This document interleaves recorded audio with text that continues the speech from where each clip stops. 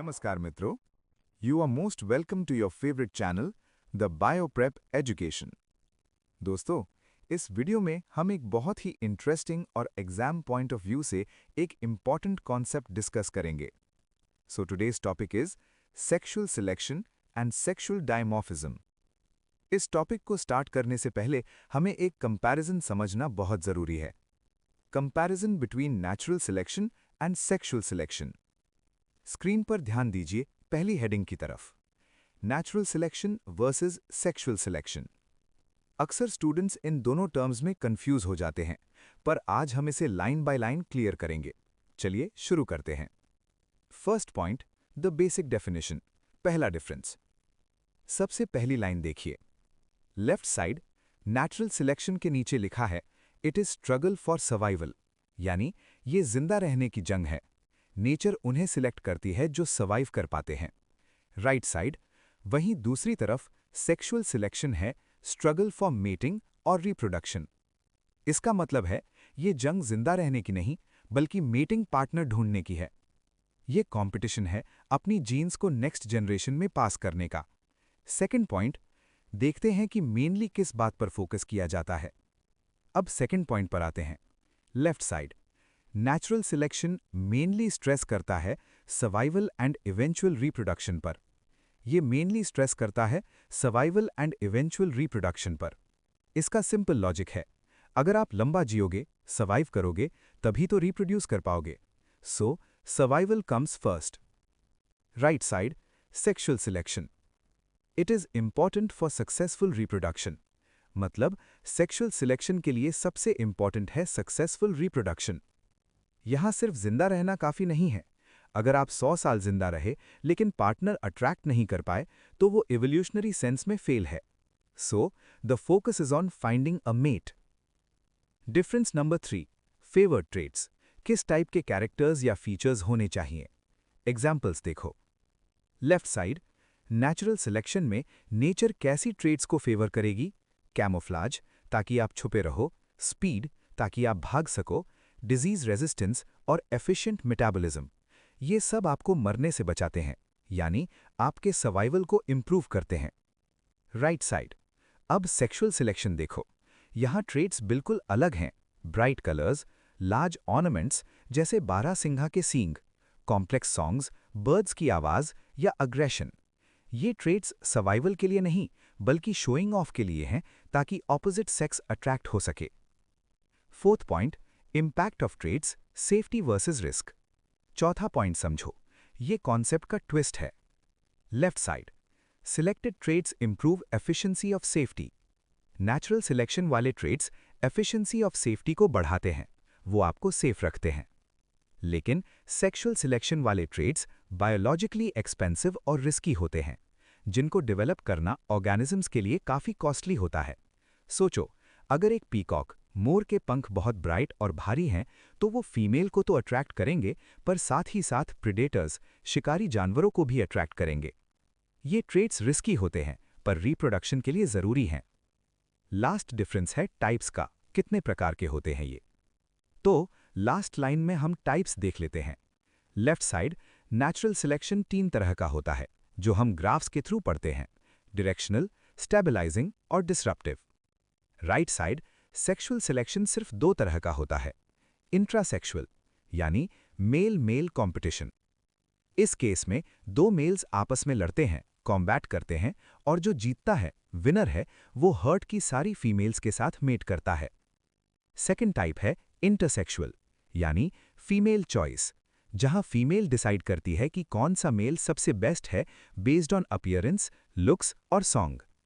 तो भाइयों, सिंपल भाषा में नेचुरल सिलेक्शन आपको जिंदा रखता है और सेक्सुअल सिलेक्शन आपको मेटिंग पार्टनर सर्च करने में हेल्प करता है। आई होप ये डिफरेंस अब आपको क्लियर हो गया होगा। इस स्लाइड का स्क्रीनशॉट ले लीजिए for quick revision.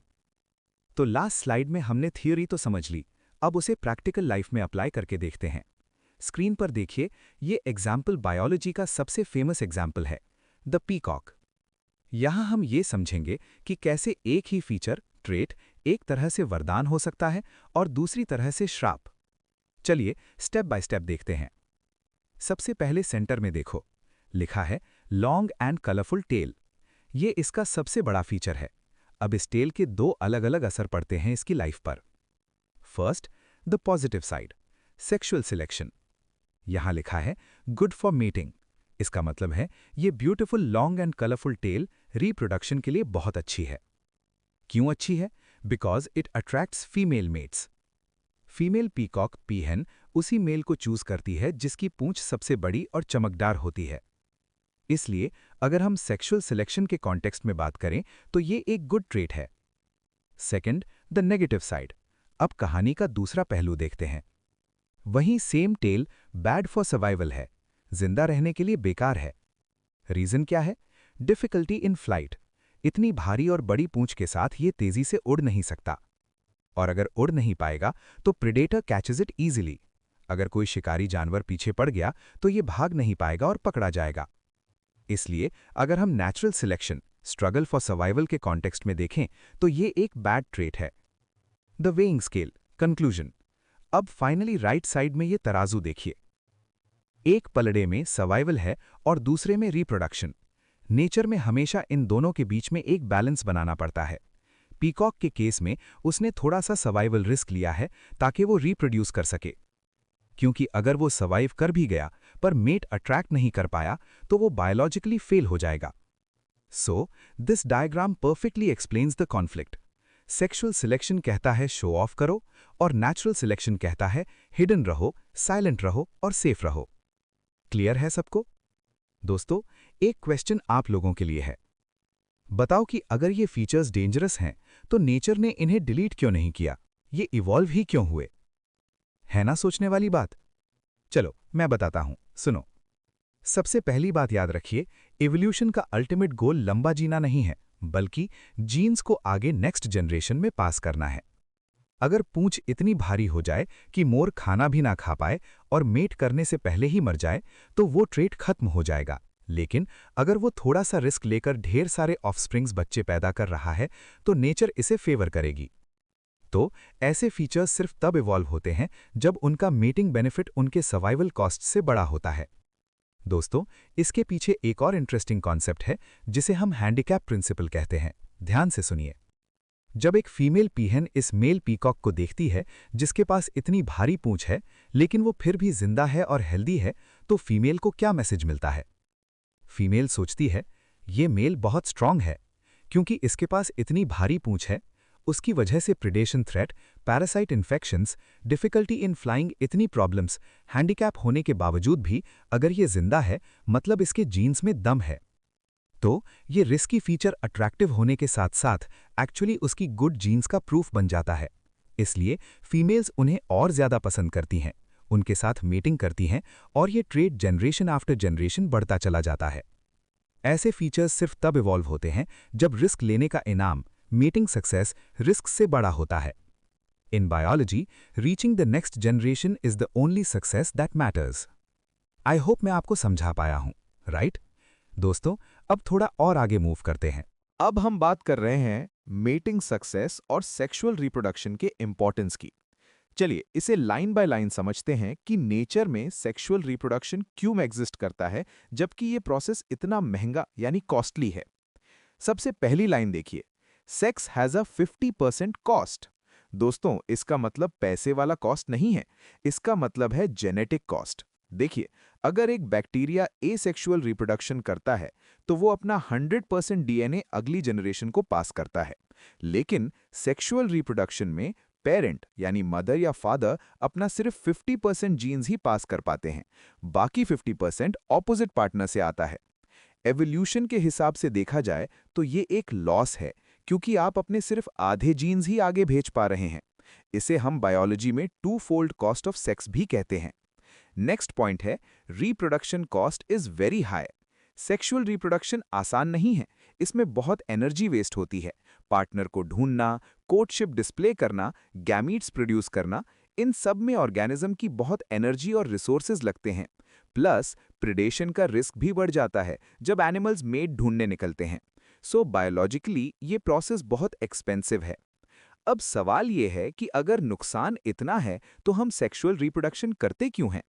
Third line कहती है life uses sexual reproduction because it is stuck with it. इसका मतलब है एवोल्यूशनरी कंस्ट्रेंट। बहुत सारे कॉम्प्लेक्स ऑर्गेनिजम्स जैसे ह्यूमंस, मैमल्स अब एसेक्सुअल रिप्रोडक्शन पर वापस शिफ्ट नहीं हो सकते। हमारे पास वो मैकेनिज्म ही नहीं बचा है। हम एवोल्यूशन के उस रास्ते पर आ गए हैं जहां सेक्सुअल रिप्रोडक्शन हमारी मजबूरी भी है और जरूरत भी। We are essentially locked into this method. Next heading देखो, एडवांटेजेस ऑफ सेक्सुअल रिप्रोडक्शन। लेकिन स्टूडेंट्स, नेचर कोई भी चीज बिना फायदे के नहीं रखती, इसलिए अब हम बात करेंगे इसके फायदों की under the heading advantages of sexual reproduction. First point पढ़ो, variations occur at each generation. सबसे बड़ा advantage, variations occur at each generation. देखो, एसेक्सुअल रिप्रोडक्शन में क्लोन्स बनते हैं, सब एक जैसे, लेकिन सेक्सुअल रिप्रोडक्शन में शफलिंग ऑफ जीन्स होती है क्रॉसिंग ओवर के टाइम पर। इसलिए आप अपने पेरेंट्स से थोड़े अलग दिखते हैं और आपके सिबलिंग्स आपसे अलग दिखते हैं। ये अलग अलग दिखना कहलाता है वेरिएशन। ये वेरिएशंस ही रॉ मटेरियल हैं एवोल्यूशन के लिए। अगर एनवायरनमेंट चेंज होता है तो वेरिएशंस की वजह से स्पीशीज के सर्वाइव करने के चांसेस बढ़ जाते हैं। नेक्स्ट पॉइंट देखो, बहुत इंपॉर्टेंट है। Sexual reproduction can enable female to reduce the number of deleterious यानी हार्मफुल म्यूटेशंस। ध्यान से सुनो, हर जनरेशन में कुछ रैंडम म्यूटेशंस यानी एरर्स डीएनए में आ जाते हैं जो हार्मफुल डेलेटेरियस होते हैं। एसेक्सुअल रिप्रोडक्शन में ये एरर्स फिक्स हो जाते हैं और बढ़ते रहते हैं, इसे मुलर्स रैचेट कहते हैं। लेकिन सेक्सुअल रिप्रोडक्शन में जब जीन्स मिक्स होते हैं तो नेचर के पास एक मौका होता है कि वो उन इंडिविजुअल्स को सिलेक्ट करे जिनके पास अच्छे जीन्स हैं और हार्मफुल म्यूटेशंस वाले इंडिविजुअल्स को फिल्टर आउट कर दे। एसेंशियली ये पॉपुलेशन को क्लीन करने का तरीका है। लास्ट लाइन थोड़ी टेक्निकल है। The mutational theory predicts U greater than 1। यहाँ U का मतलब है म्यूटेशन रेट पर जीनोम पर जनरेशन। साइंटिस्ट्स, स्पेसिफिकली कॉन्ड्राशोव की थ्योरी कहती है कि अगर हार्मफुल म्यूटेशंस का रेट 1 से ज्यादा है, U ग्रेटर देन 1, तो सेक्सुअल रिप्रोडक्शन जरूरी हो जाता है। सिंपल शब्दों में, अगर एरर्स यानी म्यूटेशंस जल्दी जल्दी आ रहे हैं तो सिर्फ सेक्सुअल रिप्रोडक्शन ही स्पीशीज को एक्सटिंक्शन से बचा सकता है, उन एरर्स को रिमूव करके। अगर U लेस देन 1 होता तो शायद एसेक्सुअल रिप्रोडक्शन बेहतर होता। सो मित्रों, समरी ये है कि सेक्सुअल रिप्रोडक्शन महंगा है, 50% जेनेटिक कॉस्ट, एनर्जी भी ज्यादा लगती है, लेकिन ये हमें वेरिएशन देता है और हार्मफुल म्यूटेशन से लड़ने की ताकत देता है। आई होप ये स्लाइड अब आपको क्लियर है। Moving to the next slide. Screen पर देखो, हेडिंग है बेटमैन्स प्रिंसिपल। ये एवोल्यूशनरी बायोलॉजी का एक बहुत ही फंडामेंटल कॉन्सेप्ट है जो एक्सप्लेन करता है कि मेल्स और फीमेल्स का मेटिंग बिहेवियर अलग अलग क्यों होता है। क्यों ज्यादातर नेचर में फीमेल्स चूजी होती हैं और मेल्स कंपेटिटिव होते हैं। इसका जवाब इस स्लाइड में छुपा है। चलो इस प्रिंसिपल को लाइन बाय लाइन डिकोड करते हैं। फर्स्ट लाइन लिखा है, the sex which invests the most in producing offspring becomes a limiting resource. इसका मतलब सिंपल है, इकोनॉमिक्स का रूल यहाँ बायोलॉजी में लग रहा है। पेरेंट बनने में जो पार्टनर ज्यादा इन्वेस्टमेंट कर रहा है एनर्जी और रिसोर्सेज का, वो लिमिटिंग रिसोर्स बन जाता है। लिमिटिंग रिसोर्स का मतलब है जिसकी सप्लाई कम है और डिमांड ज्यादा। ज्यादातर केसेस में ये फीमेल्स होती हैं क्योंकि फीमेल एग बनाती है और प्रेगनेंसी कैरी करती है, इसलिए वो वैल्यूएबल है और आसानी से अवेलेबल नहीं होती। अब आपसे एक सवाल पूछ रहा हूं मैं, which sex is under stronger selection, यानी नेचर किसको ज्यादा स्ट्रगल करवाएगी? जवाब अगले हिस्से में है। For which reproductive cost is low. समझो इस बात को, जिसका खर्चा यानी रिप्रोडक्टिव कॉस्ट कम है उस पर सिलेक्शन प्रेशर ज्यादा होगा। यूजुअली मेल्स का कॉस्ट कम होता है, सिर्फ स्पर्म देना है, इसलिए उन्हें फीमेल्स को इंप्रेस करने के लिए compete करना पड़ता है। So males are usually under stronger sexual selection. Next point कहता है, sex roles are defined by difference in gametes. दोस्तों, ये बिहेवियर हवा में नहीं बनता, इसकी शुरुआत होती है सेल्यूलर लेवल पर। हम इसे एनिसोगैमी कहते हैं, यानी गैमीट्स के साइज में फर्क होना। यही डिफरेंस डिसाइड करता है कि कौन मेल है और कौन फीमेल। अब जरा स्लाइड पर वो बड़े ऑरेंज एग आइकन को देखिए। लाइन लिखी है, females produce relatively few high nutritious non motile gametes eggs. यहाँ 3 कीवर्ड्स इंपॉर्टेंट हैं। फ्यू यानी एग नंबर में कम होते हैं, न्यूट्रिशियस यानी एग के अंदर बेबी के सर्वाइवल के लिए फूड स्टोर होता है, योक, इसलिए इसमें एनर्जी बहुत लगती है। और नॉन मोटाइल, ये चल नहीं सकते। इसका मतलब फीमेल ने क्वालिटी पर फोकस किया है, क्वांटिटी पर नहीं। अब नीचे वाले पर्पल स्पर्म्स आइकन्स देखिए। मेल्स की स्ट्रैटेजी बिल्कुल उल्टी है। Males produce abundant, smaller, motile gametes, sperms. यहां भी वही 3 जरूरी बातें हैं। अबंडेंट यानी ये मिलियंस में बनते हैं। स्मॉलर यानी इनमें कोई न्यूट्रिशन स्टोर नहीं होता, बस डीएनए होता है। मोटाइल यानी इन्हें एनर्जी खर्च करके एग तक तैर कर जाना पड़ता है। इसका मतलब मेल ने क्वांटिटी पर फोकस किया है। अब आते हैं कंक्लूजन पर। लास्ट पैराग्राफ क्या कह रहा है? Because only a single gamete of each type is required to produce an offspring, there will be an excess of male gametes that will not fertilize any egg. Maths simple है दोस्तों। एक baby के लिए एक egg और एक sperm चाहिए, लेकिन मार्केट में स्पर्म्स मिलियंस में हैं और एग्स लिमिटेड हैं। नतीजा, बहुत सारे मेल गैमीट्स यानी स्पर्म्स वेस्ट हो जाएंगे, उन्हें कोई एग मिलेगा ही नहीं। यही वजह है कि मेल्स को आपस में लड़ना पड़ता है, कंपीट करना पड़ता है, ताकि वो उस लिमिटेड एग को फर्टिलाइज कर सकें। और फीमेल्स के पास ऑप्शन होता है चूज करने का, क्योंकि उनके एग्स वैल्यूएबल हैं। यही है बेटमैन्स प्रिंसिपल का कोर लॉजिक। आई होप अब आपको क्लियर हो गया होगा कि गैमीट साइज कैसी सोशल बिहेवियर को कंट्रोल करता है, राइट? अब अगली स्लाइड पर चलते हैं।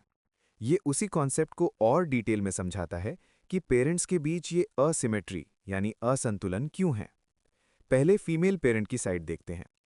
First point, female reproduction is primarily limited by their access to resources. क्योंकि फीमेल को एग बनाना है और प्रेगनेंसी कैरी करनी है, तो उनकी लिमिट ये नहीं है कि उन्हें पार्टनर मिलेगा या नहीं। उनकी लिमिट ये है कि उनके पास रिसोर्सेज यानी खाना और एनर्जी कितना है। अगर खाना कम होगा तो वो रिप्रोड्यूस नहीं कर पाएंगी। Second point, whereas female tend to be choosy and mate only with preferred males। क्योंकि उनका इन्वेस्टमेंट इतना हाई है, वो किसी भी रैंडम मेल के साथ रिस्क नहीं ले सकती। इसलिए फीमेल्स नेचर में चूजी होती हैं, वो सिर्फ बेस्ट जीन्स वाले मेल को सिलेक्ट करती हैं। अब राइट कॉलम मेल पेरेंट। अब मेल पेरेंट की साइड देखते हैं। First point, whereas male reproduction is mainly limited by access to females। Male के पास स्पर्म की कमी नहीं है, रिसोर्सेज की भी चिंता कम है। उसकी मेन प्रॉब्लम है फीमेल मिलना। उसकी रिप्रोडक्शन तब रुकेगी जब उसे कोई फीमेल पार्टनर नहीं मिलेगी। Second point, therefore males typically compete among themselves for access to females। क्योंकि फीमेल्स कम है यानी लिमिटिंग रिसोर्स, इसलिए मेल्स को आपस में लड़ना पड़ता है यानी इंट्रासेक्सुअल सिलेक्शन। जो जीतेगा वही मेट करेगा। कंक्लूजन। तो दोस्तों याद रखिएगा, females are limited by resources so they are choosy and males are limited by females so they are competitive. यही बेटमैन्स प्रिंसिपल का निचोड़ है। आई होप मैं आपको समझा पाया हूं, right? Moving to the next slide. Now the next heading is polygamous condition. चलो इसे एकदम बेसिक से समझते हैं। दोस्तों, Bateman's principle mostly polygamous condition में देखा जाता है। अब सवाल यह है कि पॉलीगैमस का मतलब क्या है। स्क्रीन पर देखो। पॉली मतलब मल्टीपल यानी एक से ज्यादा, गैमस मतलब मेटिंग पार्टनर। तो सिंपल डेफिनेशन क्या हुई? Mating with more than one partner. जब कोई ऑर्गेनिज्म एक सिंगल पार्टनर पे स्टिक नहीं करता और मल्टीपल पार्टनर्स के साथ रिप्रोड्यूस करता है, उसे हम पॉलीगैमी कहते हैं। इसके नीचे एक बहुत इंपॉर्टेंट लाइन लिखी है, sexual selection occurs only where polygamous condition present. इसका मतलब समझो, जब पार्टनर्स मल्टीपल होते हैं तभी वहां कंपटीशन होता है और तभी सिलेक्शन होता है। मोनोगमी यानी सिंगल पार्टनर में कंपटीशन कम होता है, लेकिन पॉलीगैमी में बेस्ट जीन्स चूज करने का प्रेशर ज्यादा होता है। Condition 1, पॉलीजिनी, top diagram. अब मैं इस कॉन्सेप्ट को 2 डायग्राम से समझाता हूं ताकि आपको ये बेहतरीन तरीके से क्लियर हो पाए। अब डायग्राम पर आते हैं। पहला केस देखो। इस कंडीशन को टेक्निकली हम पॉलीजिनी कहते हैं। नेक्स्ट स्लाइड पे डिटेल देखेंगे। यहां क्या हो रहा है? Male has superior genes. यहां माना जाता है कि मेल जेनेटिकली स्ट्रांग है। सीन समझो। मान लो ये एक मेल है और ये बहुत सारी फीमेल्स। ये मेल सारी फीमेल्स के साथ मीटिंग करता है। एरोज देखिए, एक मेल मल्टीपल फीमेल्स के साथ कनेक्टेड है। स्लाइड कहती है, male do not involve in parental care, यानी मेल बच्चों को पालने में एनर्जी वेस्ट नहीं करता, उसका काम सिर्फ जीन्स पास करना है। इसलिए लिखा है, male available for meeting with multiple females. वो फ्री है ताकि वो मैक्सिमम फीमेल्स तक अपनी सुपीरियर जीन्स स्प्रेड कर सके। तो बच्चों का ध्यान कौन रख रहा है? Female involved in parental care. सारी जिम्मेदारी फीमेल की है। इसी वजह से female has high reproduction cost. Reproduction cost का मतलब है एनर्जी खर्च होना। क्योंकि फीमेल प्रेगनेंसी और केयर कर रही है, उसकी इन्वेस्टमेंट यानी कॉस्ट ज्यादा है और मेल की इन्वेस्टमेंट कम है। ऐसा इसलिए क्योंकि इस मेल को फीमेल्स ने खुद से सिलेक्ट किया है, क्योंकि इस मेल के पास सुपीरियर एंड हेल्दी जीन्स हैं। फीमेल्स कहती है, मैं सब कुछ कर लूंगी, बच्चों की सारी रिस्पॉन्सिबिलिटीज भी मेरी है, प्रेगनेंसी, रियरिंग, केयरिंग यानी सारी पेरेंटल केयर। बस तुम मुझे अपनी जीन मुझे दे दो, मेरे साथ मीटिंग कर लो। Condition 2, polyandry. अब दूसरा सिनेरियो समझते हैं। ये नेचर में थोड़ा रेयर होता है पर एग्जिस्ट करता है। इसे हम टेक्निकली पॉलीएंड्री कहते हैं। यहां सिचुएशन बिल्कुल रिवर्स यानी उल्टी है। चलो डायग्राम से समझते हैं। मान लो बीच में ये एक फीमेल है और आसपास मल्टीपल मेल्स हैं। ये फीमेल हर्ड के सारे मेल्स के साथ मीटिंग करती है। यहां क्या सिनेरियो है?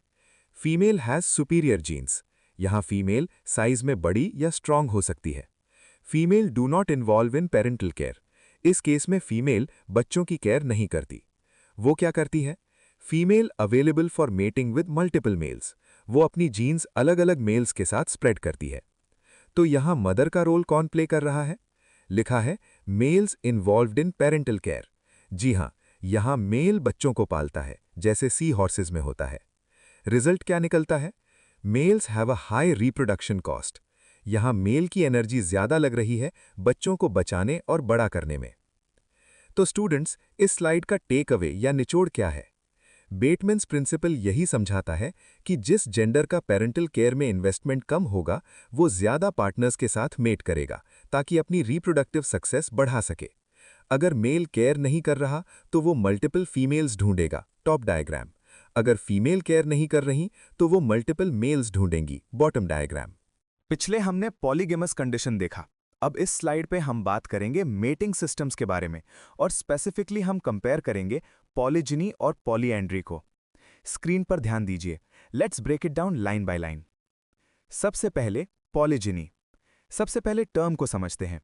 स्क्रीन पर देखो। पॉली इक्वल्स मल्टीपल, बहुत सारे। जिनी इक्वल्स फीमेल। ये वर्ड गाइनैक्स से आता है।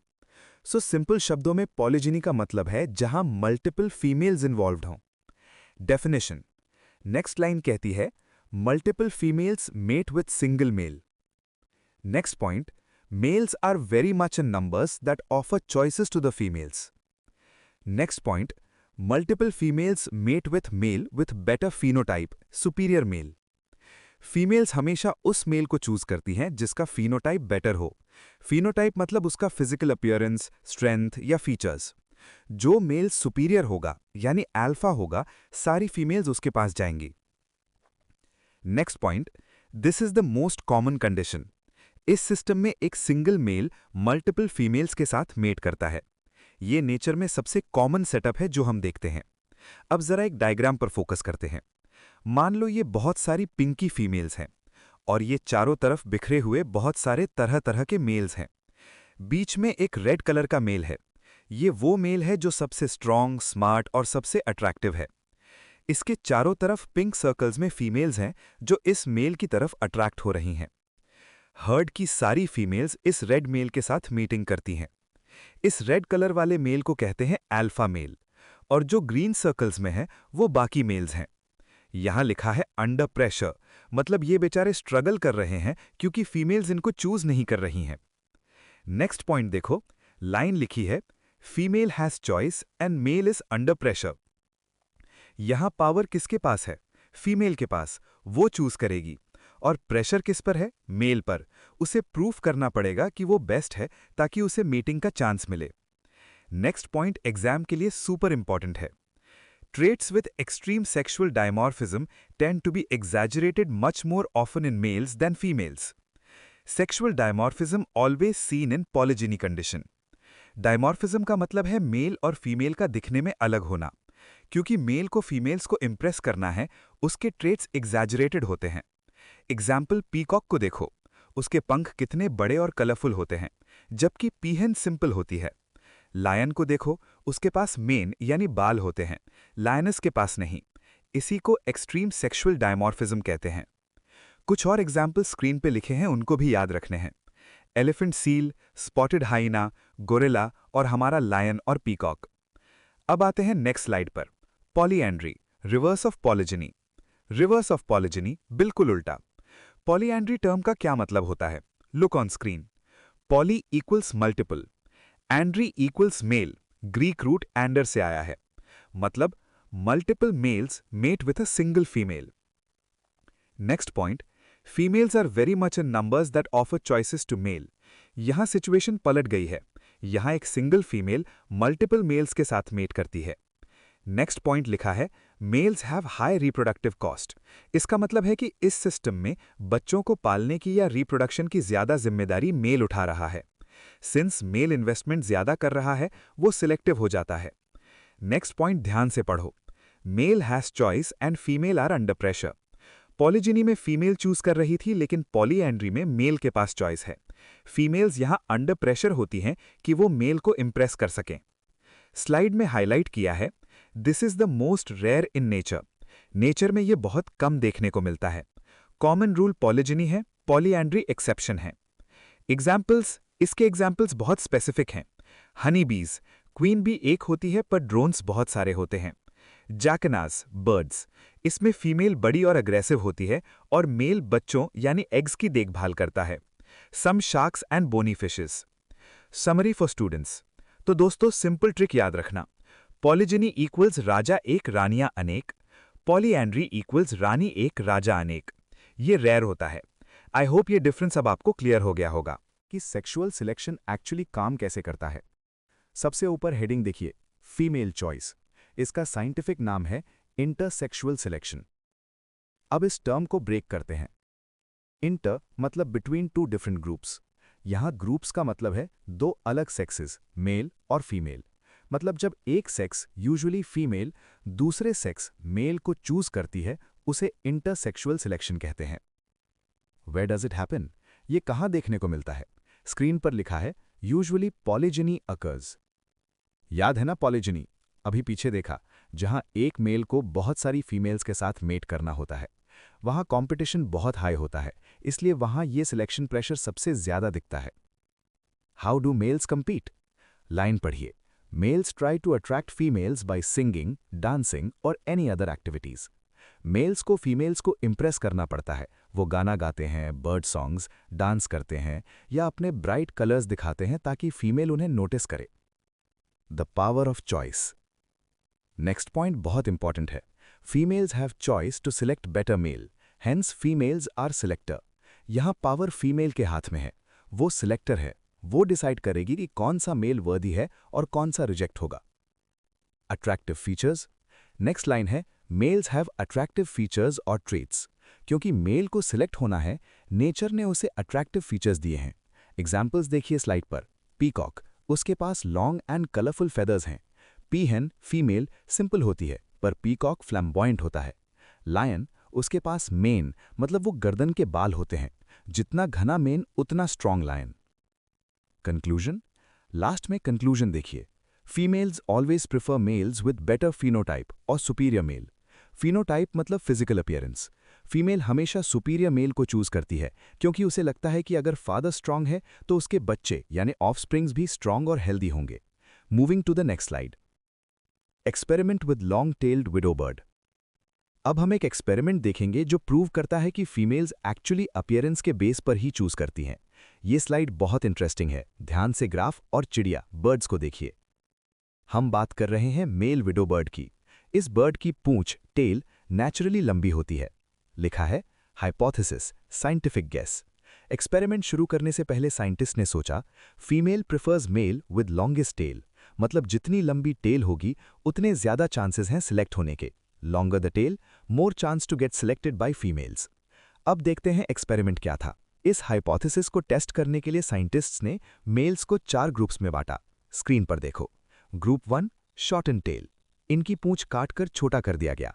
ग्रुप 2 इलोंगेटेड टेल, इनकी पूंछ में ग्रुप 1 से काटी हुई एक्स्ट्रा टेल चिपकाकर आर्टिफिशियली बहुत लंबा कर दिया गया। इमेज में देखो कितनी लंबी टेल है। ग्रुप 3 नो चेंज और नॉर्मल, इनको टच नहीं किया, ये नेचुरल है। Group 4 cut the tail and reattach the same, tail को काटा तो लेकिन वही सेम दोबारा अटैच कर दिया। To check does pain due to cutting the tail affect this behaviour और नॉट। दोस्तों, ग्रुप 4 बहुत जरूरी है। इनकी टेल काटी और वापस जोड़ दी, ये चेक करने के लिए कि क्या सर्जरी के दर्द या ग्लू की वजह से कोई फर्क पड़ता है। इसे कंट्रोल ग्रुप कहते हैं। स्क्रीन पर रिजल्ट्स देखो। एक बार ग्राफ, वाई एक्सिस पर है एवरेज नंबर ऑफ नेस्ट्स पर मेल, मतलब किसको कितनी फीमेल्स मिली। शॉर्टेंड ग्रुप 1 ग्राफ देखो सबसे छोटा है, फीमेल्स ने इनको रिजेक्ट कर दिया। नॉर्मल ग्रुप 3 एंड 4 बीच वाले ब्लू बार्स देखो, इनको एवरेज मेटिंग मिली। लेंथेंड ग्रुप 2 लास्ट वाला बार देखो सबसे लॉन्ग है। जिनकी टेल आर्टिफिशियली लंबी की गई थी उन्हें सबसे ज्यादा फीमेल्स ने चूज किया। फाइनल रिजल्ट यहां लिखा है, फीमेल्स प्रेफर एक्सट्रीम ऑर्नामेंटेशन। इसका मतलब है फीमेल्स को वो मेल सबसे ज्यादा पसंद आया जिसके पास सबसे एक्सट्रीम फीचर्स थे, सबसे लंबी टेल थी। ये प्रूव करता है कि पॉलिजिनी में शो ऑफ या फिनोटाइप कितना मैटर करता है। आई होप ये एक्सपेरिमेंट आपको क्लियर हो गया होगा। ये एवोल्यूशन का एक क्लासिक एग्जाम्पल है। अब देखते हैं कि डार्विन साहब ने इस बिहेवियर के बारे में क्या कहा। सबसे पहले हेडिंग देखिए, डार्विन्स हाइपोथेसिस द कॉस्ट। इसका मतलब है कि नेचर में हर चीज की एक कीमत या कॉस्ट होती है। हमने अब तक इंटरसेक्सुअल सिलेक्शन में ये सीखा कि मेल अपनी मेटिंग सक्सेस को इंप्रूव करने के लिए फीमेल मेट्स को अट्रैक्ट करने के लिए अट्रैक्टिव फीचर्स डेवलप करता है। लेकिन डार्विन साहब ने हमें इस स्टोरी का सेकंड साइड दिखाया। उन्होंने बताया कि कभी-कभी किसी ऑर्गेनिज्म का कोई फीचर अगर लिमिट से ज्यादा बढ़ जाए तो वो उसके लिए फायदे की जगह नुकसान बन सकता है। यहाँ फर्स्ट लाइन लिखी है, if a trait becomes too exaggerated it becomes a threat to survival. इसका सिंपल मतलब ये है कि अगर कोई लक्षण या ट्रेट बहुत ज्यादा ओवर डेवलप हो जाए तो वो उस जानवर की सर्वाइवल के लिए खतरा बन जाता है। स्क्रीन पे एग्जाम्पल देखो, टुंगारा फ्रॉग। इसे समझने के लिए हम एक एग्जाम्पल लेते हैं टुंगारा फ्रॉग का। ये फ्रॉग्स मेनली सेंट्रल और साउथ अमेरिका में मिलते हैं। अब देखिए, नेचर में रूल है, मेल्स को फीमेल्स को इम्प्रेस करना पड़ता है मेटिंग के लिए। स्लाइड पर लिखा है, male frogs produce special ultrasonic sound to attract female mate. यानी मेल फ्रॉग्स एक खास तरह की आवाज निकालते हैं फीमेल फ्रॉग्स को अपनी तरफ खींचने के लिए। अब स्क्रीन पे ध्यान दीजिए, ये फ्रॉग्स 2 टाइप्स के साउंड्स निकालते हैं। वाइन्स, ये एक सिंपल साउंड है, इमेजिन कीजिए एक सिंपल म्याऊं जैसा। चक्स, ये थोड़ा कॉम्प्लेक्स, अट्रैक्टिव और फैशनेबल साउंड है। ये साउंड फीमेल फ्रॉग्स को ज्यादा पसंद आता है। कहानी क्या थी, ध्यान से सुनो। ये एक मेल टुंगारा फ्रॉग है जो केवल वाइन्स प्रोड्यूस करता है। दोस्तों याद रखना, इस पहली सिचुएशन में मेल फ्रॉग सिर्फ वाइन्स, सिंपल साउंड निकाल रहा है। ये एक और मेल टुंगारा फ्रॉग है जो वाइन्स के साथ तुरंत बाद कुछ मोर अट्रैक्टिव और कॉम्प्लेक्स साउंड निकालता है जिसको हम चक्स कहते हैं। ऐसा नोटिस किया गया कि इस दूसरे वाले मेल फ्रॉग की तरफ फीमेल ज्यादा अट्रैक्ट होती हैं। कंक्लूजन ये है कि फीमेल्स को चक वाली आवाज ज्यादा अट्रैक्टिव लगती है, तो मेल फ्रॉग सोचता है मैं चक साउंड निकालूंगा ताकि मुझे मेट मिले। फ्रॉग के इस बिहेवियर को समझने के लिए डार्विन ने एक एक्सपेरिमेंट किया। मेल फ्रॉग के चक साउंड को रिकॉर्ड कर लिया। फिर उन्होंने क्या किया, स्क्रीन पे देखो। ये 2 तरह के मेल फ्रॉग लिए जो केवल सिंपल वाइन साउंड निकालते थे। इनमें से एक के पास वो टेप रिकॉर्डर रख दिया जिसमें चक साउंड को रिकॉर्ड किया था। अब जब भी ये male frog simple sound whines produce करता, उसके बाद इस रिकॉर्डर से चक साउंड प्ले कर देते थे। रिजल्ट क्या निकला?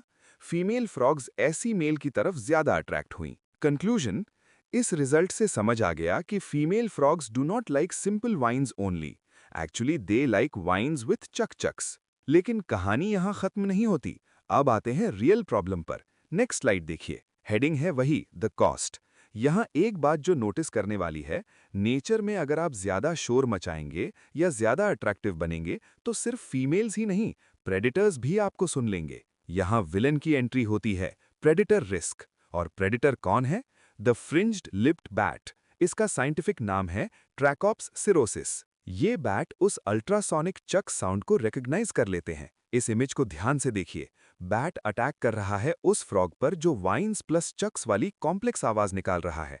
प्रॉब्लम ये है कि जिस चक साउंड से फीमेल फ्रॉग अट्रैक्ट होती है, उसी चक साउंड को ये बैट भी बहुत आसानी से सुन लेता है और लोकेट कर लेता है।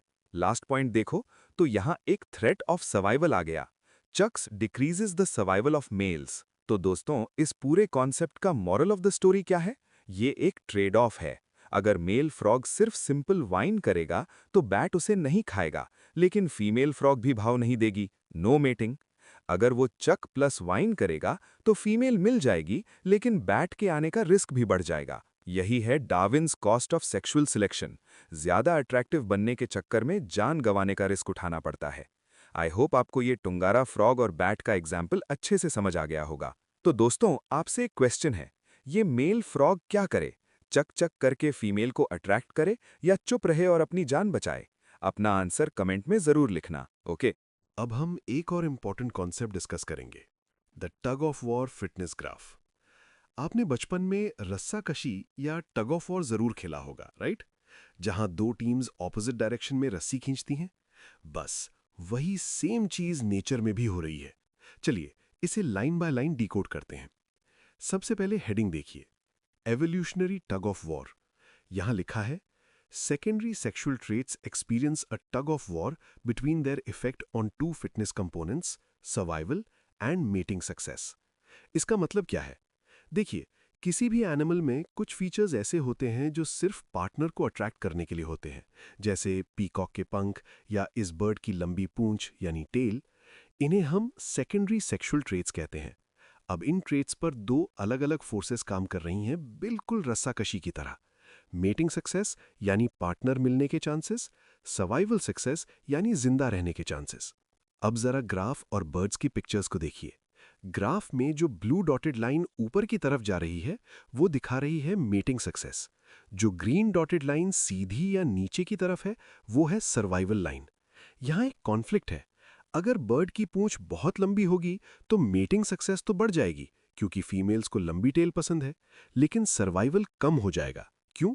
क्योंकि लंबी पूंछ के साथ उड़ना मुश्किल है और प्रेडिटर्स यानी शिकारी उन्हें आसानी से पकड़ लेंगे। वहीं दूसरी तरफ लिखा है, if most females prefer long tails then males with long tail will have the greatest mating success. Simple सी बात है, अगर फीमेल्स की चॉइस लंबी टेल है तो लंबी टेल वाले मेल्स ही ज्यादा रिप्रोड्यूस करेंगे। तो अब सवाल यह है कि एवोल्यूशन किस डायरेक्शन में जाएगा? बर्ड की टेल कितनी लंबी होगी? लास्ट लाइन पढ़िए, tails will evolve to an equilibrium that is longer than what maximizes survival. ये सबसे इंपॉर्टेंट पॉइंट है। नेचर एक इक्विलिब्रियम यानी एक बैलेंस पॉइंट ढूंढ लेगी। ग्राफ में देखो, जो सॉलिड रेड लाइन है ये है लाइफ टाइम फिटनेस। ये लाइन दिखाती है कि एवोल्यूशन वहां रुकेगा जहां मेटिंग का फायदा और मरने का रिस्क बैलेंस हो जाए। बर्ड की टेल उतनी लंबी नहीं होगी जितनी फीमेल्स चाहती हैं, यानी मैक्सिमम लेंथ, और उतनी छोटी भी नहीं होगी जो सिर्फ उड़ने के लिए बेस्ट हो, सर्वाइवल लेंथ। वो इन दोनों के बीच में कहीं होगी, थोड़ी सी लंबी ताकि फीमेल्स को पसंद आए और मीटिंग भी हो सके, पर इतनी लंबी नहीं कि मेल फ्लाई ना कर पाए, उसको प्रेडिटर दबोच ले और उसकी जान चली जाए। कंक्लूजन। तो दोस्तों, टग ऑफ वॉर का कंक्लूजन ये है कि एक तरफ सेक्सुअल सिलेक्शन खींच रहा है, शो ऑफ करो, लंबी टेल रखो, और दूसरी तरफ नेचुरल सिलेक्शन खींच रहा है, सिंपल रहो, जिंदा रहो। जो फाइनल रिजल्ट होता है वो इन दोनों फोर्सेस के खींचातानी के बीच का कॉम्प्रोमाइज होता है। आई होप आपको ये कॉन्सेप्ट क्लियर हो गया होगा, राइट? दोस्तों, मेल्स क्या क्या नहीं करते फीमेल्स को अपनी तरफ अट्रैक्ट करने के लिए। वो अपनी जान जोखिम में डाल के भी रिस्क लेते हैं फीमेल्स को अट्रैक्ट करने के लिए, जिससे कि रिप्रोडक्टिव सक्सेस को इम्प्रूव कर सकें। लेकिन आगे स्टोरी थोड़ा और इंटरेस्टिंग है। मेल्स ना केवल फीमेल्स को अट्रैक्ट करने की कोशिश करते हैं, बल्कि वो अपने ग्रुप के दूसरे मेल्स से कॉम्बैट यानी फाइट भी करते हैं। उनका हराकर अपना डोमिनेंस भी प्रूव करते हैं फीमेल को पाने के लिए। तो अब हम यही समझने वाले हैं कि मेल्स के बीच कंपटीशन कैसे होता है और बेटमैन्स प्रिंसिपल क्या कहता है। अपनी स्क्रीन पर ध्यान दीजिए, हम लाइन बाय लाइन चलेंगे। सबसे पहले इस टर्म को देखिए स्लाइड के टॉप पर, इंट्रासेक्सुअल सिलेक्शन। इंट्रा वर्ड का मतलब समझते हैं? Intra is equal to within the same sex. जब कंपटीशन मेल वर्सेस मेल होता है, यानी एक मेल दूसरे मेल से लड़ता है या फाइट करता है फीमेल को एक्सेस करने के लिए, तो उसे हम इंट्रासेक्सुअल सिलेक्शन कहते हैं। लिखा है, males fight among themselves and prove their dominance. यहाँ फीमेल्स चूज नहीं कर रही, बल्कि मेल्स आपस में लड़कर डिसाइड करते हैं कि कौन बॉस है। जो जीतेगा वही डोमिनेंट होगा। स्क्रीन पे पढ़ो, winner male has high meeting success. Simple rule है, जो लड़ाई जीतेगा उसे मीटिंग का चांस मिलेगा, जो हारेगा वो जीन्स पास ऑन नहीं कर पाएगा। Next point, males don't have such attractive features, rather they are much stronger. ये पॉइंट बहुत जरूरी है। इस टाइप के सिलेक्शन में मेल का हैंडसम या कलरफुल होना जरूरी नहीं है, जैसे पीकॉक में होता है। यहाँ मेल का ताकतवर होना यानी स्ट्रांग होना जरूरी है। उन्हें ब्यूटी कॉन्टेस्ट नहीं, रेसलिंग मैच जीतना है। आगे पढ़ो, such males have certain features like strong nails, strong antlers, developed muscles etcetera. Explanation, इसलिए नेचर ने इन्हें क्या दिया है? स्ट्रॉन्ग नेल्स, बड़े बड़े सिंग यानी एंटलर्स, और डेवलप्ड मसल्स। एग्जाम्पल्स, आप डियर यानी हिरन को देखिए, उनके एंटलर्स लड़ने के लिए होते हैं, या फिर राइनोसरस बीटल्स जो आपस में कुश्ती लड़ते हैं। Now moving to the next slide, Bateman's principle, the concept. ये टॉपिक थोड़ा कंसेप्चुअल है, तो ध्यान से सुनिएगा। इसका नाम है बेटमैन्स प्रिंसिपल। बेटमैन ने मेल और फीमेल की रिप्रोडक्टिव स्ट्रैटेजी में फर्क समझाया था। स्क्रीन पे लेफ्ट साइड में फीमेल को देखो, oogenesis is expensive than spermatogenesis. Biology का बेसिक रूल है, एग बनाना यानी oogenesis महंगा पड़ता है एनर्जी वाइज, जबकि स्पर्म बनाना चीप है। Next, laser number of female gametes, laser number of progeny. क्योंकि एग बनाना मुश्किल है, फीमेल्स के पास लिमिटेड गैमीट्स रहते हैं। इसका मतलब एक फीमेल के मैक्सिमम कितने बच्चे हो सकते हैं, उसकी एक लिमिट है। अब राइट साइड में मेल को देखो, यहाँ एक मेल है। ये एक मेल मल्टीपल फीमेल्स, फीमेल ए, बी, सी के साथ मेट कर सकता है। लेट्स सपोज फीमेल ए से रिप्रोडक्शन करके 10 प्रोजेनीज प्रोड्यूस किया। ऐसे ही फीमेल बी और सी के साथ मेटिंग किया और दोनों से 10-10 बच्चे पैदा लिए, तो टोटल इस एक मेल ने 30 ऑफस्प्रिंग्स प्रोड्यूस किए।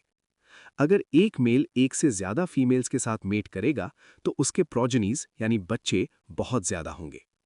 इसका मतलब मेल्स के पास रिप्रोडक्टिव पोटेंशियल बहुत ज्यादा है। अब आते हैं एक इंपॉर्टेंट हेडिंग पे, variance in reproductive success. Variance means difference या gap in mating opportunity. Variance term से घबराना नहीं है, इसका मतलब है गैप या difference.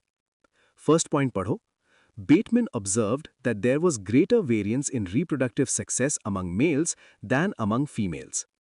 That suggests there is greater opportunity of sexual reproduction in males than females. Screen पे देखो, एग्जाम्पल से समझते हैं इन दोनों पॉइंट्स को। लेट्स सपोज ये M1 से लेकर M10 तक 10 मेल्स हैं। M1 सुपर मेल, इसने 10 फीमेल्स के साथ मेट किया, मैक्सिमम सक्सेस। M2 इसने 3 के साथ किया। M3 से M10 तक बेचारे M3 से M10 तक को मेटिंग का चांस ही नहीं मिला। Reproductive success is equal to 0। देख रहे हैं कितना बड़ा गैप है। एक मेल के बहुत सारे बच्चे हैं और बाकी मेल्स के 0। इसे कहते हैं हाई वेरिएंस। फीमेल्स में ऐसा नहीं होता, लगभग हर फीमेल को मेट करने का चांस मिल जाता है, तो वहां वेरिएंस कम होता है। कंक्लूजन्स, स्लाइड कहती है, among males high variance is equal to strong sexual selection pressure. जहां गैप ज्यादा होगा, वहां कंपटीशन भी तगड़ा होगा। Next slide, the golden rule of sexual selection. ये स्लाइड पिछले कॉन्सेप्ट का कंक्लूजन है। Variance in reproductive success explains which sex is subject to stronger sexual selection. अगर आपको पता करना है कि किस जेंडर पर नेचर का प्रेशर ज्यादा है, तो बस ये देखिए कि वेरिएंस यानी गैप कहां ज्यादा है। Case 1, female, left side. If variance is high among females, then females are under pressure. ये नेचर में कम होता है, लेकिन अगर फीमेल्स में ऐसा हो कि कुछ फीमेल्स के बहुत सारे बच्चे हों और कुछ के 0, तो फीमेल्स compete करेंगी। Case 2, male, right side. If variance is high among males, then males are under sexual selection pressure. दोस्तों, ये मोस्ट कॉमन सिनारियो है जो हमने हिरन और बीटल्स में देखा। मेल्स में जीतने वाले को सब कुछ मिलता है और हारने वाले को कुछ नहीं। इसलिए मेल्स पर स्ट्रॉन्ग सिलेक्शन प्रेशर होता है कि वो स्ट्रॉन्ग बने। Case 3, equality. If variance is almost equal in both the sexes, then it follows monogamous condition. अगर वेरिएंस बराबर है यानी हर मेल को एक फीमेल मिल रही है और हर फीमेल को एक मेल, तो वहां कंपटीशन कम हो जाता है। इसे हम मोनोगमी कहते हैं। तो मित्रों, हमने सीखा कि जब मेल्स में हाई वेरिएंस होता है, यानी कुछ जीतते हैं बाकी हारते हैं, तभी वो बड़े बड़े एंटलर्स या मसल्स डेवलप करते हैं, इंट्रासेक्सुअल सिलेक्शन। आई होप आपको बेटमैन्स प्रिंसिपल और ये ग्राफ्स अच्छे से समझ आ गए होंगे, राइट? दोस्तों चलो मैं आपको कुछ बेहतरीन ग्राफ्स के थ्रू समझाता हूँ। ट्रस्ट मी, ये ग्राफ्स आपको मोनोगमी और पॉलीगमी और इसके टाइप्स पॉलीजनी और पॉलीएंड्री में डिफरेंस क्लियर कर देगा। ये कंडीशंस हमें ये समझाती हैं कि नेचर में मेल्स और फीमेल्स दिखने में अलग क्यों होते हैं, सेक्सुअल डायमॉर्फिज्म और उनका बिहेवियर कैसा होता है। इस कॉन्सेप्ट को समझने के लिए हम 3 अलग-अलग एग्जाम्पल्स देखेंगे। स्क्रीन पर देखो, मैं हर कंडीशन के लिए एक इमेज और एक ग्राफ ले रहा हूं। Scenario A, the peacock. इस एग्जाम्पल से हम पॉलीजिनी कंडीशन समझेंगे, जो कि नेचर में मोस्ट कॉमन कंडीशन होती है। Focus on the left image, peacock and peahen. यहां आपको एक पीकॉक मोर दिख रहा है जो अपने पंख फैलाकर खड़ा है और पास में एक पीहेन है। अब नीचे वाले ग्राफ को ध्यान से देखिए। इसमें 2 बार्स हैं, एक फीमेल्स के लिए और एक मेल्स के लिए। ग्राफ में जो रेड लाइन है वो शो करती है variance in reproductive success. Note कीजिए मेल्स के ऊपर जो रेड लाइन है वो कितनी बड़ी है। इसका मतलब क्या है? इसका मतलब है मेल्स के बीच में कंपटीशन बहुत ज्यादा है। कुछ मेल्स होंगे जो बहुत सारी फीमेल्स के साथ मेट करेंगे, हाई सक्सेस, और कुछ बेचारे मेल्स होंगे जिन्हें एक भी पार्टनर नहीं मिलेगी, जीरो सक्सेस। इसलिए वेरिएंस यानी गैप बहुत हाई है। क्योंकि मेल्स अंडर प्रेशर हैं पार्टनर ढूंढने के लिए, उन्हें सुंदर दिखना पड़ता है, इसलिए उनमें सेकेंडरी सेक्सुअल कैरेक्टर्स डेवलप होते हैं, जैसे पीकॉक के सुंदर पंख। फीमेल्स चूजी होती हैं, इसलिए उनका वेरिएंस कम है। सिनेरियो बी, द फैलरोप या जकैना। इस एनिमल में पॉलीएंड्री कंडीशन देखी जाती है। Focus on the image, bird in water. ये केस सबसे यूनिक है। ये बर्ड्स हैं फैलरोप्स या जकैनास। अब जरा इसका ग्राफ ध्यान से ऑब्जर्व कीजिए। यहां गेम पलट गया है। पहले एग्जाम्पल का उल्टा हो गया। यहां फीमेल्स की बार पर रेड लाइन वेरिएंस बड़ी है और मेल्स की छोटी। इसका मतलब समझे? इसका मतलब यहां फीमेल्स प्रेशर में है। यहां फीमेल्स कंपीट करती हैं मेल्स के लिए। क्योंकि फीमेल्स को पार्टनर ढूंढने के लिए फाइट करना पड़ता है, इसलिए स्पीशीज में फीमेल्स ज्यादा कलरफुल, बड़ी और अग्रेसिव होती हैं ताकि वो मेल्स को अट्रैक्ट कर सकें। यहां फीमेल्स ने सेकेंडरी सेक्सुअल कैरेक्टर्स डेवलप किए हैं। Scenario C, the albatross. इसमें मोनोगमी कंडीशन होती है। Focus on the image, 2 birds looking similar. ये एल्बाट्रॉस बर्ड्स हैं जिसमें मेल एंड फीमेल बर्ड्स का ऑलमोस्ट सेम लुक होता है। ग्राफ देखिए, यहां फीमेल्स और मेल्स दोनों की बार्स और उनकी रेड लाइंस वेरिएंस लगभग बराबर यानी इक्वल हैं, यानी ऑलमोस्ट इक्वल। ऐसा क्यों? क्योंकि ये बर्ड्स मोनोगमस होते हैं, यानी 1 मेल पेयर्स विद 1 फीमेल। यहां ज्यादा कंपटीशन नहीं है। जितना एफर्ट मेल लगा रहा है उतना ही फीमेल लगा रही है। जब कंपटीशन बराबर होता है तो नेचर में मेल और फीमेल दिखने में भी एक जैसे होते हैं। आप उन्हें देखकर आसानी से बता नहीं सकते कि कौन मेल है और कौन फीमेल है। कंक्लूजन। तो दोस्तों, बेटिमेंस प्रिंसिपल का कोर कॉन्सेप्ट यही है। जिस जेंडर का रिप्रोडक्टिव वेरिएंस ज्यादा होगा, जिसे पार्टनर के लिए ज्यादा मेहनत करनी पड़ेगी, वही जेंडर सुंदर, ब्यूटीफुल, स्मार्ट, ऑर्नामेंटल होगा और कंपटीशन करेगा। ज्यादातर केसेस में जैसे पीकॉक्स मेल्स compete करते हैं, लेकिन कुछ केसेस में जैसे फैलरोप्स फीमेल्स compete करती हैं, रोल रिवर्सल।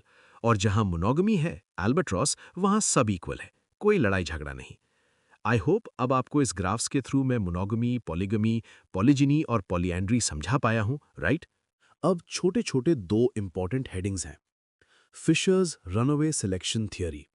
यहाँ टेक्निकली रनअवे का मतलब होता है भागना। इसका नाम रनअवे क्यों है, ये हम एंड में समझेंगे। चलिए स्टेप बाय स्टेप देखते हैं कि ये प्रोसेस शुरू कैसे होता है। स्टेप 1, सबसे पहले स्लाइड के टॉप पार्ट को देखिए। यहाँ हमारे पास 2 पेरेंट्स हैं। फीमेल पेरेंट, ब्रैकेट में लिखा है प्रेफर्स लॉन्ग टेल्ड मेल, मतलब इस फीमेल की एक डिस्टिंक्ट चॉइस है, उसे वही पार्टनर पसंद है जिसकी पूंछ यानी टेल लंबी हो। मेल पेरेंट, दूसरी तरफ मेल है हैविंग लॉन्ग टेल, इसके पास वो क्वालिटी ऑलरेडी है जो फीमेल ढूंढ रही है।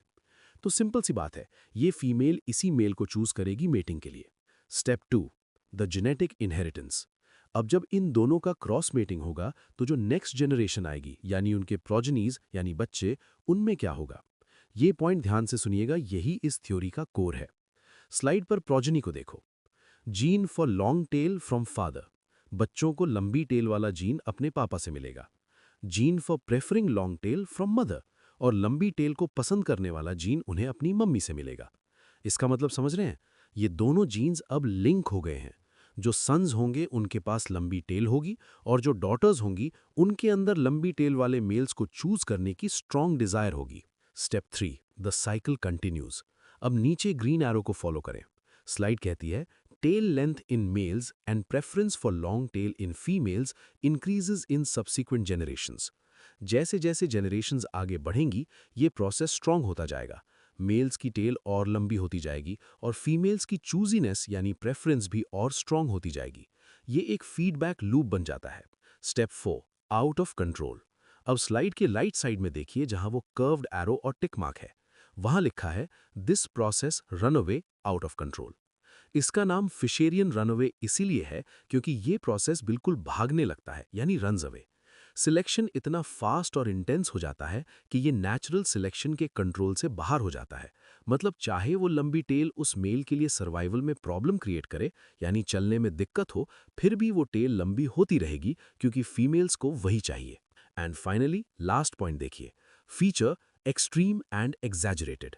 इस प्रोसेस का एंड रिजल्ट ये होता है कि वो पर्टिकुलर फीचर जैसे टेल एक्सट्रीम हो जाता है, ज़रूरत से ज़्यादा बड़ा और एग्जैजरेटेड। बेस्ट एग्जाम्पल याद रखिएगा, पीकॉक यानी मोर के पंख। वो इतने बड़े सिर्फ इसलिए हैं क्योंकि पीहेंस यानी फीमेल्स ने जनरेशंस तक सिर्फ लंबे पंख वाले मेल्स को ही चूज किया। सो इन शॉर्ट, फिशर्स थियरी बताती है कि कैसे मेल का ट्रेट और फीमेल की प्रेफरेंस एक साथ इवॉल्व होते हैं और एक रनवे सिचुएशन क्रिएट करते हैं। क्लियर है सबको? आपकी स्क्रीन पर एक और इंपॉर्टेंट थियरी है, ज़ाहवीज़ हैंडीकैप थियरी। सबसे पहले टाइटल देखते हैं। एमोटोस ज़ाहवी वो साइंटिस्ट थे जिन्होंने ये थियरी दी थी। अब यहाँ एक वर्ड है हैंडीकैप। नॉर्मल लैंग्वेज में हैंडीकैप का मतलब होता है कोई कमी या कोई डिसएडवांटेज, राइट? लेकिन एवोल्यूशन में एनिमल्स अपने ऊपर एक हैंडीकैप या बोझ क्यों लेंगे? चलिए स्लाइड की पहली लाइन से समझते हैं। स्लाइड कहती है, the extreme ornamentation in male make them handicapped. देखिए, ऑर्नामेंटेशन का मतलब होता है सजावट। नेचर में आपने देखा होगा, स्पेशली बर्ड्स में, कि मेल्स बहुत कलरफुल और सुंदर होते हैं। सबसे बेस्ट एग्जाम्पल है पीकॉक यानी मोर। उसके वो लंबे रंग बिरंगे पंख उसकी ऑर्नामेंटेशन है।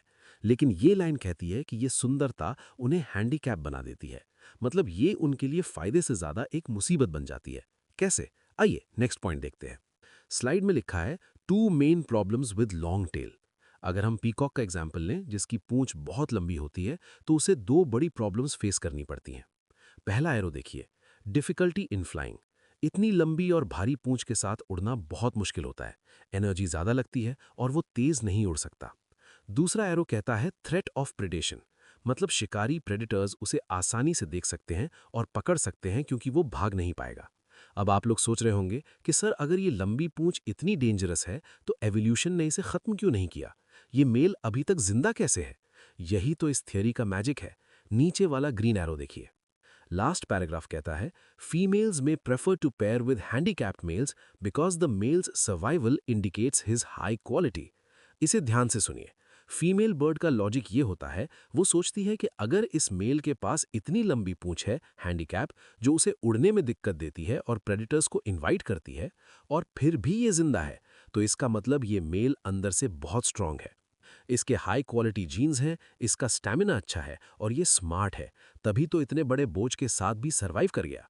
तो सिंपल वर्ड्स में ज़ाहवीज़ थियरी ये कहती है कि वो लंबी पूंछ एक ऑनेस्ट सिग्नल है। मेल बेसिकली शो ऑफ कर रहा है कि देखो, मैं कितना स्ट्रांग हूं कि मैं इस हैंडीकैप के साथ भी जीत रहा हूं। इसीलिए फीमेल्स उसे चूज करती हैं। आई होप मैं आपको ये हैंडीकैप प्रिंसिपल समझा पाया हूं, right? Summary of polygamous condition.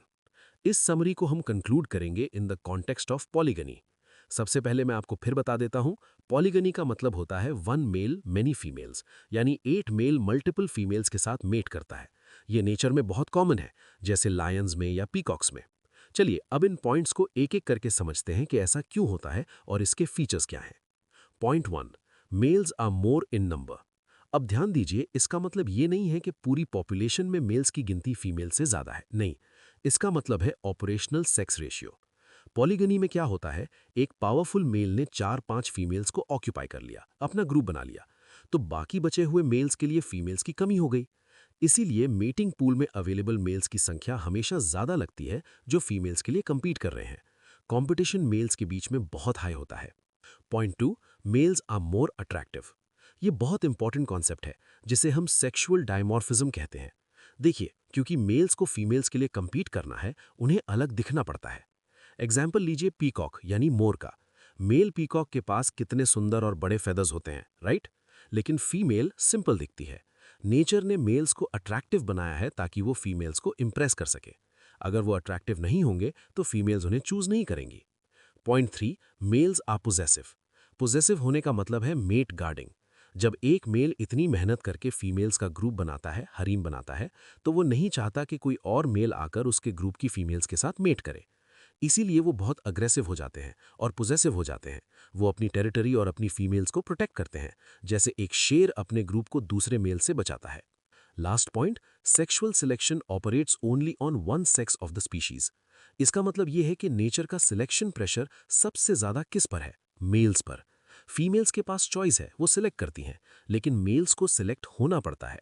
या तो उन्हें सबसे ताकतवर बनना पड़ेगा लड़ाई जीतने के लिए, या सबसे सुंदर बनना पड़ेगा अट्रैक्ट करने के लिए। तो बेसिकली एवोल्यूशन का पूरा प्रेशर यहाँ मेल्स पर काम कर रहा है कि वो अपने जीन्स पास करने के लिए बेस्ट बने।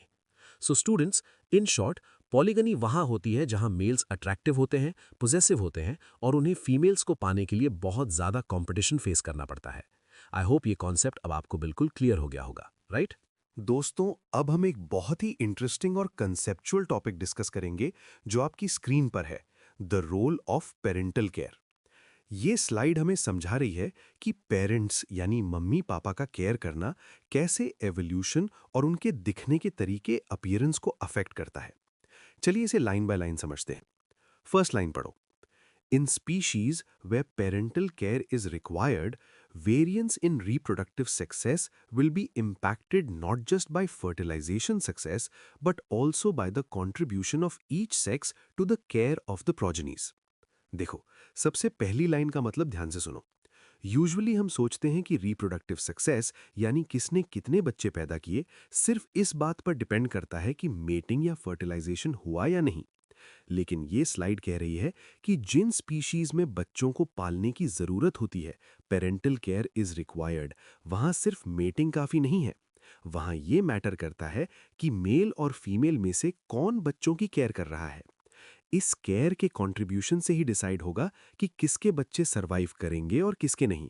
इसी को यहाँ वेरिएंस इन रिप्रोडक्टिव सक्सेस कहा गया है। अब हम फर्स्ट कैटेगरी पर आते हैं जो स्लाइड में रेड कलर से लिखी है, by parental care and monomorphism. इसका टाइटल तोड़कर समझो। बाय मतलब टू, यानी मम्मी और पापा दोनों मिलकर केयर करते हैं, और मोनोमॉर्फिज्म मतलब सिंगल फॉर्म, यानी दोनों एक जैसे दिखते हैं। Let's read the points. Males have low variance. देखो, जब मेल भी बच्चे पालने में बिजी हो जाता है तो वो और ज्यादा फीमेल्स ढूंढने के लिए भागदौड़ नहीं करता, वो एक पार्टनर के साथ स्टिक करता है। इसका मतलब ज्यादा कंपटीशन नहीं होता मेल्स के बीच में। सभी मेल्स को लगभग बराबर चांस मिलता है रिप्रोड्यूस करने का।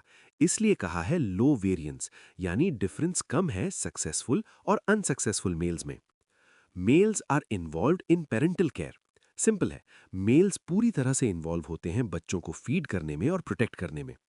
Sexually monomorphic species both male and female looks and behaves in similar veg.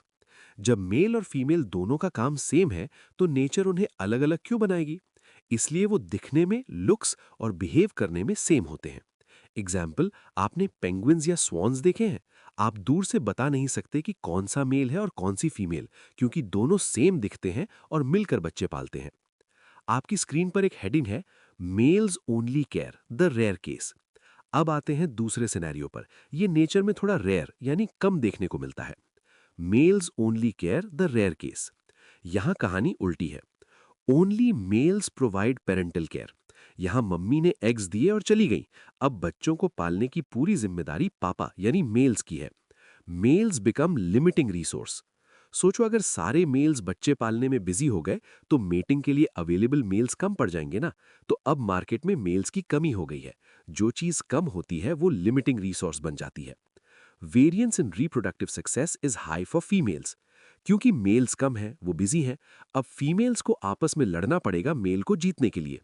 कुछ फीमेल्स को मेल मिलेगा, कुछ को नहीं मिलेगा, इसलिए फीमेल्स में सक्सेस का गैप हाई हो जाता है। रिवर्स्ड सेक्सुअल डायमॉर्फिज्म, ये बहुत इंपॉर्टेंट टर्म है। यूजुअली हम देखते हैं कि मेल्स सुंदर और कलरफुल होते हैं, जैसे पीकॉक, लेकिन यहाँ रिवर्स हो गया। क्योंकि फीमेल्स को लड़ना है मेल के लिए, तो इस केस में फीमेल्स ज्यादा बड़ी, लार्ज और कलरफुल होती हैं ताकि वो मेल को अट्रैक्ट कर सके। एग्जाम्पल, जैकेनाज या सी हॉर्सेस, इनमें मेल्स केयर करते हैं और फीमेल्स साइज में बड़ी होती हैं। Summary for you. तो दोस्तों, रूल सिंपल है, जो सेक्स केयर में ज्यादा इन्वेस्ट करेगा वो चूज करेगा, और जो सेक्स केयर कम करेगा वो कंपटीशन करेगा और सुंदर दिखेगा। बाय पेरेंटल, दोनों केयर करते हैं और दोनों सेम दिखते हैं। Male only care, male care करता है और फीमेल सुंदर दिखती है, रिवर्स डायमॉर्फिज्म। आई होप ये लॉजिक मैं आपको समझा पाया हूं, राइट? दोस्तों, सेक्सुअल सिलेक्शन वाला पार्ट यहाँ फिनिश होता है। Now moving to the second major half of this video, sexual dimorphism. ये टॉपिक बहुत ही इंटरेस्टिंग और विजुअली ब्यूटीफुल है। जैसे हम कहते हैं, सेक्स के बेसिस पे एक ही स्पीशीज के two different forms, male and female, right?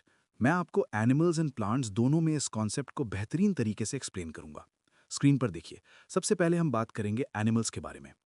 Sexual dimorphism in animals. Topic introduction. सबसे पहले टर्म को समझते हैं, सेक्सुअल डायमॉर्फिज्म। अगर आप इस वर्ड को ब्रेक करें, डाई का मतलब होता है टू, दो, और मॉर्फ का मतलब होता है फॉर्म, रूप या शेप। इसका सिंपल मतलब है कि एक ही स्पीशीज के मेल और फीमेल देखने में अलग अलग लगते हैं। स्लाइड पर पहली लाइन देखिए, both males and females are morphologically different. Morphologically different होने का मतलब है कि उनका एक्सटर्नल स्ट्रक्चर, कलर या साइज अलग है। यानी आप दूर से देखकर बता सकते हैं कि कौन सा मेल है और कौन सा फीमेल। नेक्स्ट पॉइंट बहुत इंपॉर्टेंट है, mostly found in polygamous species. Now we have already learned about polygamous condition. तो पॉलीगेमस स्पीशीज वो होती हैं जहां एक इंडिविजुअल के मल्टीपल मीटिंग पार्टनर्स होते हैं। यूजुअली ऐसे केसेस में मेल्स को फीमेल्स को अट्रैक्ट करना पड़ता है, इसीलिए नेचर ने मेल्स को थोड़ा ज्यादा कलरफुल या अट्रैक्टिव बनाया होता है कॉम्पिटिशन के लिए। Example, Mandarin ducks. अब नीचे एग्जाम्पल्स देखते हैं। स्क्रीन पर इमेज है। नोटिस करिए, जो मेल है जिसके पास वो एरो वाला सिंबल है, वो कितना कलरफुल और वाइब्रेंट है, ऑरेंज और ब्लू फेदर्स के साथ। वहीं दूसरी तरफ फीमेल को देखिए, वो थोड़ी डल और ब्राउनिश कलर की है। रीजन, क्योंकि फीमेल को एग्स प्रोटेक्ट करने होते हैं, तो उसका कलर नेचर के साथ कैमोफ्लाज या घुल मिल होना चाहिए ताकि प्रेडेटर्स उसे देख ना सके। Next example, peacock. ये वाला एग्जाम्पल तो हम सबका फेवरेट है, पीकॉक। लुक ऑन स्क्रीन, इस इमेज को ऑब्जर्व करो। हम जिसे यूजुअली देखते हैं वो मेल पीकॉक होता है, बड़े और सुंदर पंखों के साथ, जो वो फीमेल को अट्रैक्ट करने के लिए फैलाता है। लेकिन उसके पीछे फीमेल पीहेन को देखिए, वो साइज में छोटी है और उसके पास वो लंबे कलरफुल फेदर्स नहीं है। ये डिफरेंस ही सेक्सुअल डायमॉर्फिज्म का परफेक्ट एग्जाम्पल है।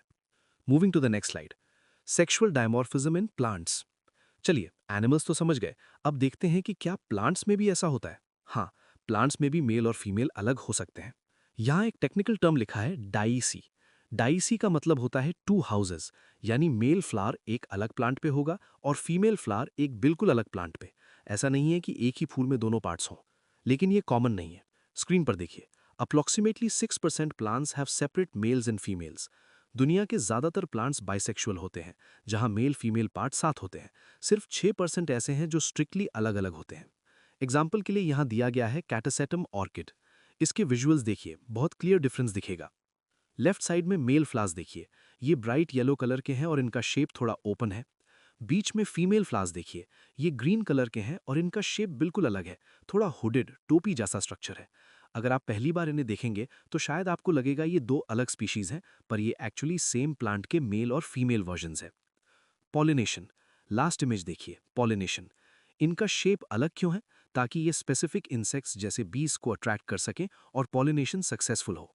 दोस्तों, इस प्लांट में पॉलिनेशन स्ट्रैटेजी बहुत इंटरेस्टिंग होती है। कैटासेटम पॉलिनेशन मैकेनिज्म। कैटासेटम पॉलिनेशन को बस 3 स्टेप्स में याद रखिए। 1, द टारगेट पॉलिनेटर। ये फ्लावर्स मेल एग्लूसीन बीज को अट्रैक्ट करते हैं। रिवॉर्ड नेक्टर नहीं, सेंट यानी फ्रेग्रेंस होता है। 2, male flower strategy. Male flower में सेंसिटिव एंटेने होते हैं। जैसे ही बी इन्हें टच करती है, फ्लावर एक स्प्रिंग की तरह पॉलिनियम पोलन को शूट करता है। ये पोलन बी की पीठ पर जोर से चिपक जाता है और बी डरकर या इरिटेट होकर भाग जाती है। 3, फीमेल फ्लावर स्ट्रैटेजी। क्योंकि बी डर चुकी है, वो मेल फ्लावर के पास वापस नहीं जाएगी। फीमेल फ्लावर दिखने में बिल्कुल अलग, इन्वर्टेड हेलमेट शेप होता है। बी इसे सेफ समझकर विजिट करती है और वहां पोलन स्टिग्मा में डिपॉजिट हो जाता है। मेल फ्लावर फोर्स यूज करता है और फीमेल फ्लावर डिस्गाइज यानी भेष बदलना यूज करती है ताकि क्रॉस पॉलिनेशन एंश्योर हो सके। दोस्तों, इस तरह से मेल फ्लावर से पोलन लेकर इंसेक्ट फीमेल फ्लावर तक पहुंचता है। This is all about sexual dimorphism. तो मित्रों, इन शॉर्ट, चाहे एनिमल्स हो या प्लांट्स, नेचर ने रिप्रोडक्शन और सर्वाइवल के लिए मेल्स और फीमेल्स को अलग अलग रूप यानी फॉर्म्स दिए हैं। आई होप आपको ये डायमॉर्फिज्म का कॉन्सेप्ट इन इमेजेस की हेल्प से मैं समझा पाया हूँ, राइट? दोस्तों, हमने इस वीडियो में दो मेजर टॉपिक्स, सेक्सुअल सिलेक्शन और सेक्सुअल डायमॉर्फिज्म को कवर किया है। मुझे पूरी उम्मीद है कि आपने इस टॉपिक को एंजॉय किया होगा। ऐसे ही कॉन्सेप्ट्स को चुटकियों में आसान बनाता हूं मैं फिर मिलूंगा एक और बेहतरीन टॉपिक के साथ। तब तक के लिए bye bye, take care, keep learning. और हाँ दोस्तों, चैनल को सब्सक्राइब करना मत भूलना। धन्यवाद।